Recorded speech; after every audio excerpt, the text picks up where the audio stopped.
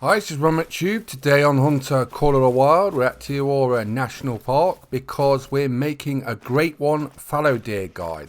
Now, a lot of people are choosing Te Awaroa National Park to do their grind for their Great One fallow deer because it's probably the best reserve to do it at. It's really simple to set up, and I'm going to go over my setup for tents, where to go, locations, and what time to hunt them.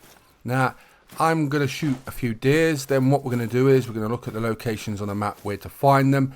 I'm currently 4 diamonds in and 3 trolls, so that's how we're doing. We've got a level 5 here. I know we've got some more around the map, so we're going to take them out. Now what I've been doing is I'm herd managing on my current grind. You don't have to. If you're not herd managing, all you need to do is shoot all the males and hope for a good respawn.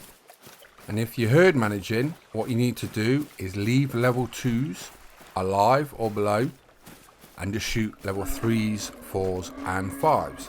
Now some people, and I do this myself, is at the start of the grind you stack the level 5s. The reason for this, it helps get the level 2s and belows on your map to a high number. So basically what you want is lots of level 2s. So I'm trying to get about 40 level 2s on my map, about half the fallow population. Damn, these pigs are angry. Leave me alone, I'm after fallows, I'm not after you. Don't make me come after you. So when you got loads of 2s like I'm on about half your map, what will happen is slowly level 5s will start to respawn quicker and quicker, and then you just hope with a bit of hunting luck that the Great One spawns. The Great One is RNG as far as we know, so that's all we can say about that. So whether herd management works or not for the Great One, we don't know that. But here we go, another diamond. Hopefully it's one step closer to the Great One fallow. What is your favourite Great One fallow deer rack type? That's quite a topical one.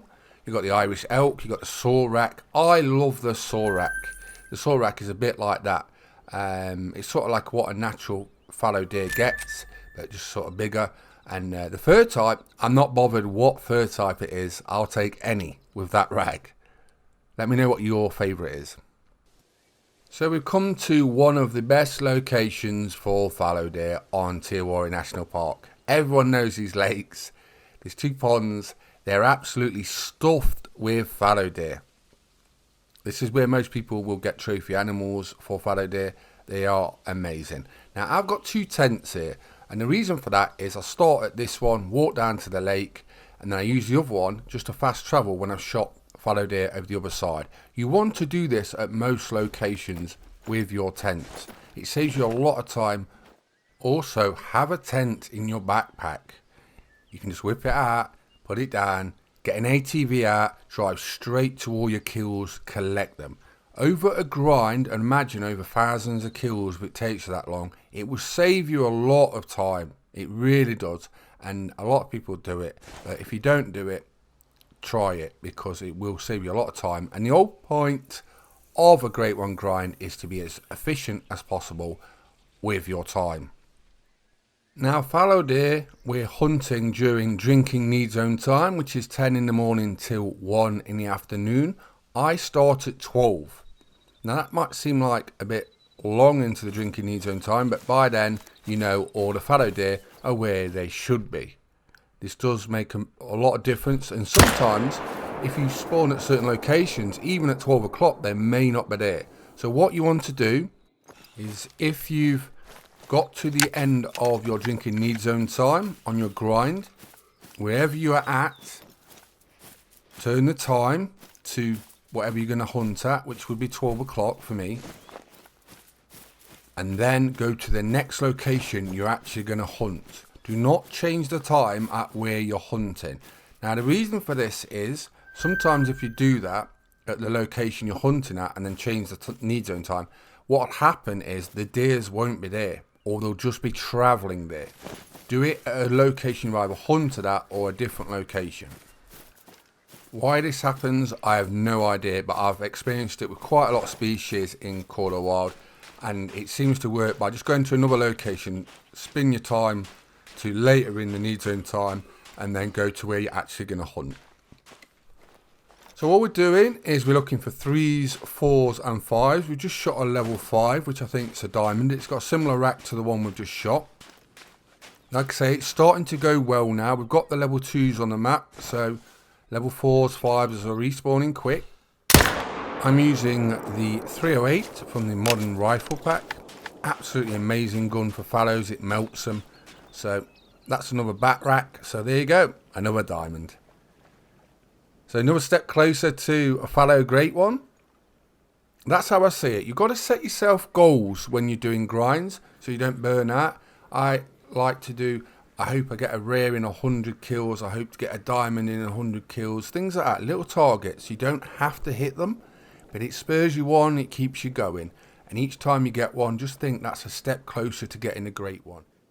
Now some people, they get burnt out because they've got to kill thousands of kills and they're like, I'm tired, I've been grinding a lot. All you need to do with that is just have a break, come back refreshed. That's the best way of looking at it. Just have a break, get refreshed.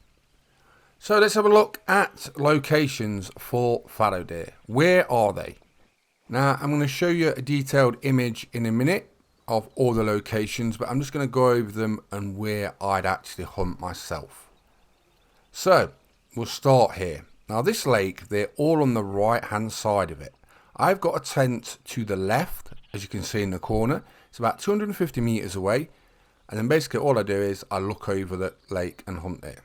I've got this little small lake as well, which has got quite a few fallow deer. Then basically from here, where the outpost is, all around the shoreline on the right hand side. Add tents at the shoreline to save walking at certain locations. Once you find the good zones and you keep them, just put tents down in little areas to save you running back and forth. Also, like in the middle river there, I've got tents on each side of the location.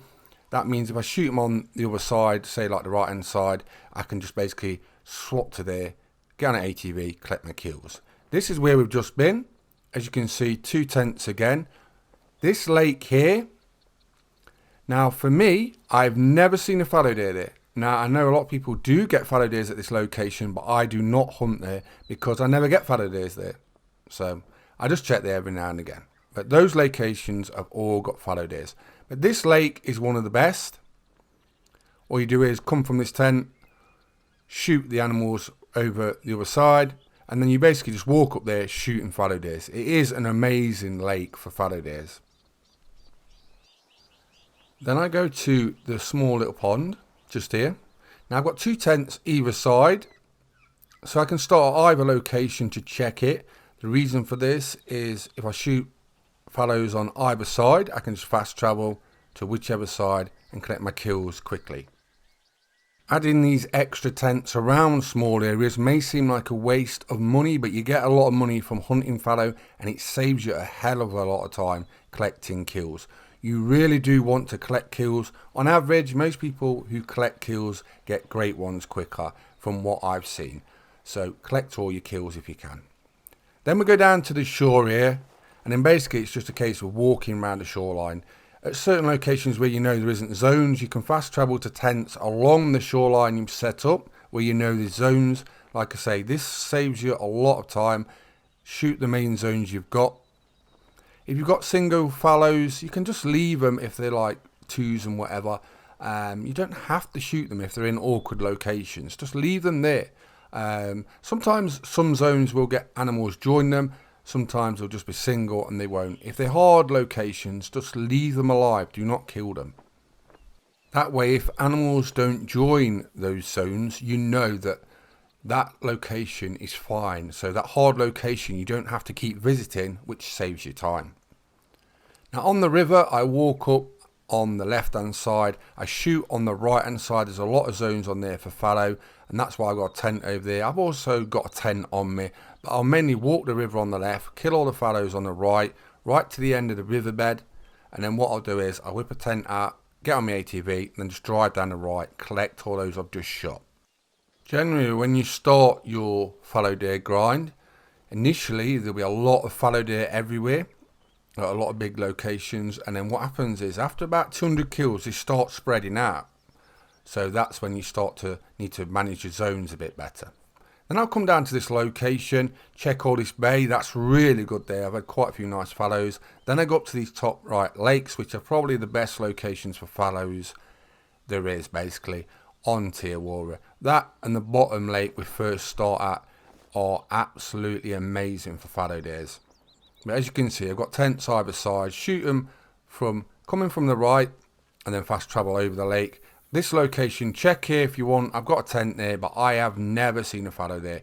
You may have slight variations. You might have fallow deers there, so just make sure you check it out. So here's the fallow deer map. I made an image so you can't get it wrong. All the white areas are where you find fallow deer. So drinking at 10 AM till 1 in the afternoon. I start at 12. That's what I do. It's up to you, but that's the drinking need zone times when we're hunting. We've gone over techniques, how to hunt, tent locations. Hope that helps. I'm Ron McTube. We've been making a Grade 1 fallow deer guide for Te Awaroa National Park on the Hunter Colour Wild. Please subscribe to my YouTube channels. Hope you enjoyed the video, and thanks for watching. Bye bye.